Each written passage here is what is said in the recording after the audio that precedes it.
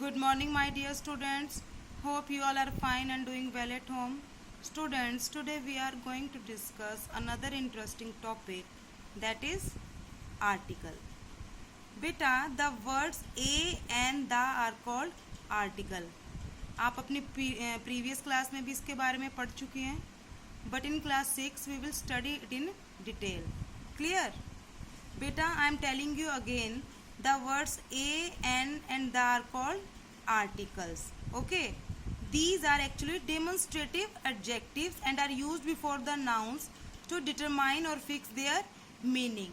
जो आर्टिकल होते हैं वो नाउन से पहले यूज होते हैं. क्यों यूज होते हैं? ताकि उनका मीनिंग क्लियर हो सके. Okay, A or N is called indefinite article because it does not point out any particular or definite person or thing. बेटा, जो ये A और N होता है ये क्या बताता है?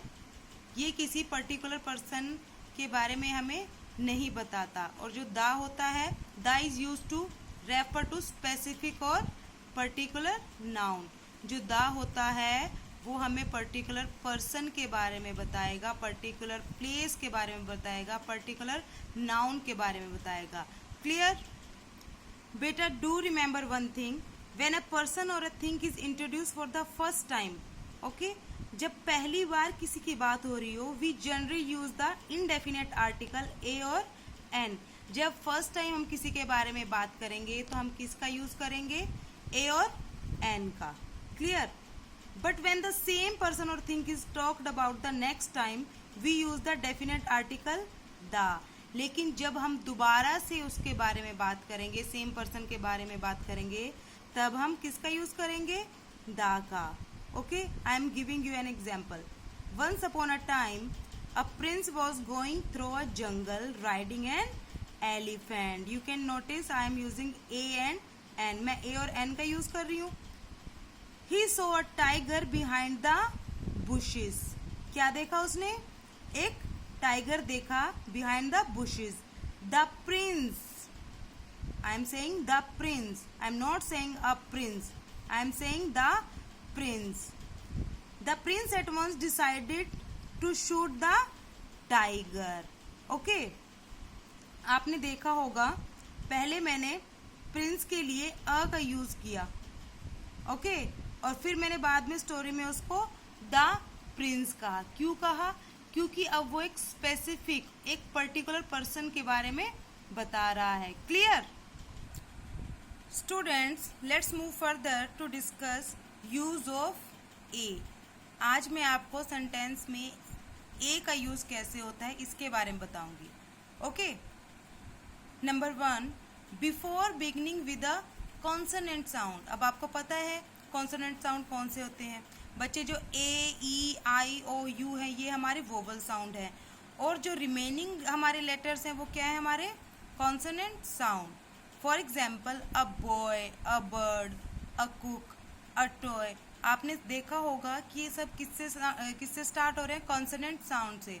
बच्चे, आपने यहाँ पे लेटर नहीं देखना है, आपको यहाँ पर ध्यान से साउंड को सुनना है. Okay, I am telling you again, you have to listen sound carefully. आप स्पेलिंग देखकर जज नहीं करोगे कि ए आएगा या एन आएगा. Clear? Before a singular noun beginning, a book, a school, a dog. तो बच्चे, जो सिंगुलर नाउन होंगे उनसे पहले भी हम क्या यूज करेंगे? ए का यूज करेंगे. क्लियर? समटाइम्स बेटा आपने देखा होगा, मैंने जैसा कि अभी आपको पहले बताया था, कि आपने ये जज नहीं करना है कि वहां पे लेटर क्या लिखा हुआ है. Okay, you have to focus on sound. Sound को सुनकर आप ए और एन का यूज करेंगे. अभी देखिए नेक्स्ट एग्जाम्पल में कंफ्यूज होने वाली है. यहाँ पे लिखा हुआ है यूरोपियन. अगर आप लेटर को देख के लिखेंगे तो यहाँ पर एन आना चाहिए, लेकिन बच्चे यहाँ पर साउंड देखिए, यूरोपियन, यूरोपियन. ओके, तो यहाँ पे क्या यूज होगा? ए यूज होगा. A unit, a union. Okay, I hope all these 3 points are clear to you. Let's discuss some more examples for your better understanding. Okay, some words start with a vowel letter but begin with a consonant sound, so we use a before these words too.